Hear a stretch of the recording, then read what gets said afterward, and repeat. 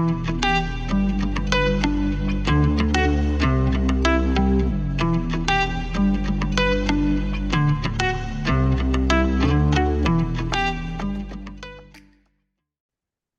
friends. I am Dr. Dream, and welcome to the It's All Good Show. On this episode, you're going to hear a presentation based on a third-party report that was shared with me.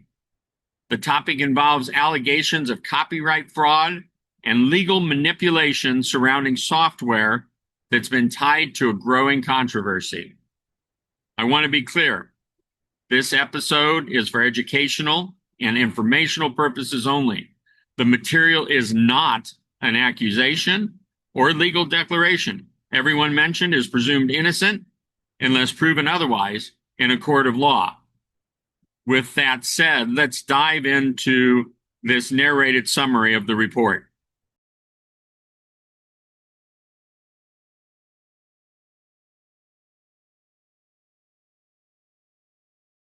Okay, let's unpack this one. Imagine taking something that's, been freely available for decades, claiming it's yours, your original work, and then using that claim to file a federal lawsuit and, allegedly defrauding hundreds of businesses all over the world. Sounds like a movie plot, right? It really does. Yeah. Quite the escalation. So today, we're doing a deep dive into a criminal investigation report. It concerns a Mr. Robert Religa and these pretty serious allegations of a multi-layered copyright fraud scheme. It involves software called HUNAZ6-2.com. Yeah, and what's really fascinating here, looking at the forensic analysis in the report, is how a series of, let's call them individual deceptions, allegedly just snowballed right into what looks like a full-blown criminal enterprise. Our mission today is to really understand the mechanics of this alleged fraud, from those first false claims right through to the alleged weaponization of the legal system, and then this wider scheme of mass deception. And you've given us this report. It's pretty comprehensive. Lots of forensic details, some sharp insights in there. Okay, so let's start at the beginning. Here's where it gets really interesting. The report details that the very foundation of this whole alleged scheme was him taking the 1979 E-Fee-Forth interpreter. Right. And for anyone listening who's curious, that's a piece of code software that's been in the public domain for, decades. Yep. Basically free for anyone. Exactly. And using public domain code is, of course, perfectly legal. No issue there. But this report alleges that Mr. Religa claimed it as his own original copyrightable work. That's the key. The report, I think it puts it quite vividly, calls it the digital equivalent of finding a Ford engine in a car that a mechanic claims to have built entirely from scratch. Okay, that paints a picture. Yeah. So this initial act, this alleged misappropriation, was the cornerstone, supposedly, of the entire scheme. So, okay, he allegedly takes this public domain code. What does that mean when he goes to file the official copyright? Did these issues carry over? Well, that raises a really important question, doesn't it? The report outlines what it calls a collection of material lies made directly to the U.S. Copyright Office. So, first, there's the lie of authorship. He allegedly claimed he was the sole author. Okay. But the software itself, in its binary code, the actual program file, it apparently credits creators, plural, and even names Sandra Michael. Rural. Okay, so not just him. Right. And his own documentation, a readme.txt file, also allegedly admitted the name Huna, the product's name, belonged to his collaborator's company, Body of Light. So contradictions right there in his own materials. Seemingly, yes. Then there's the live content. He allegedly claimed the software had all this complex chaos theory and fractal tech inside. Wow, sounds sophisticated. It does, but the forensic analysis found it was really just superficial display text, like labels, not functional, implemented code.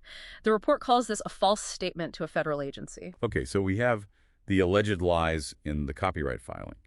He gets this copyright, allegedly under false pretenses. How does it escalate from there? What happened next? Right, so if we connect the dots based on the report, this is where it allegedly morphs into a federal crime: wire fraud. The report states Religa allegedly used the federal court system itself as a weapon.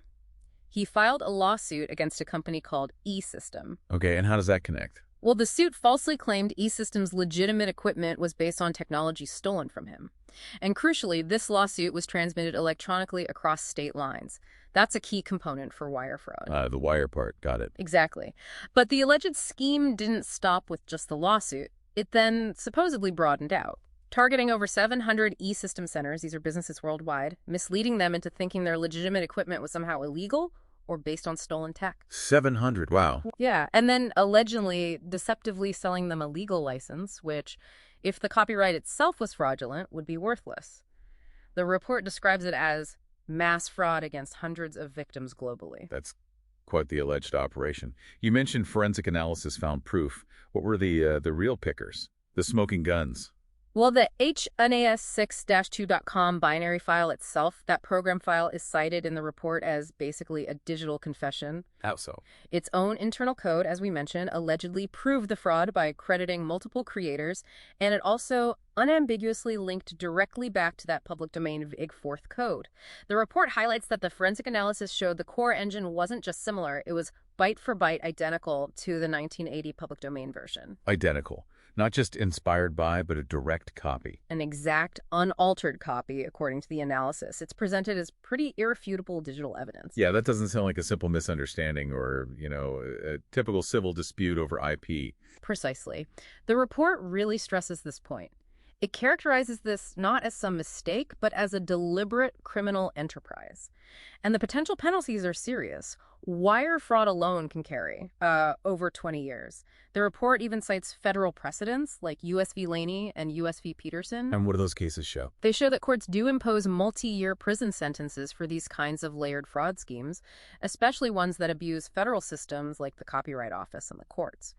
So wrapping this up, this deep dive really lays out what's described as a calculated, deliberate, alleged criminal enterprise, designed not just to maybe deceive an agency, but to potentially defraud an entire global community. It seems that way, based on the report's findings. This whole chain of events, starting with what seems like a single false copyright claim and spiraling into alleged mass fraud against hundreds, it really makes you think, doesn't it? It sort of reveals potential vulnerabilities in our digital and legal systems. Maybe it asks us, how can we, as just informed people, get better at spotting these kinds of layered deceptions when they happen? Makes you wonder what else might be out there.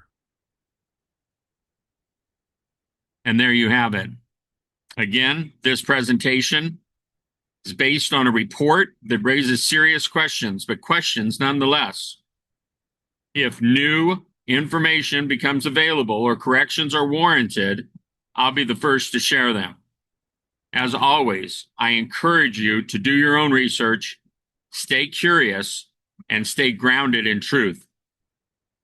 With deep appreciation, I am Dr. Dream, and this has been the It's All Good Show.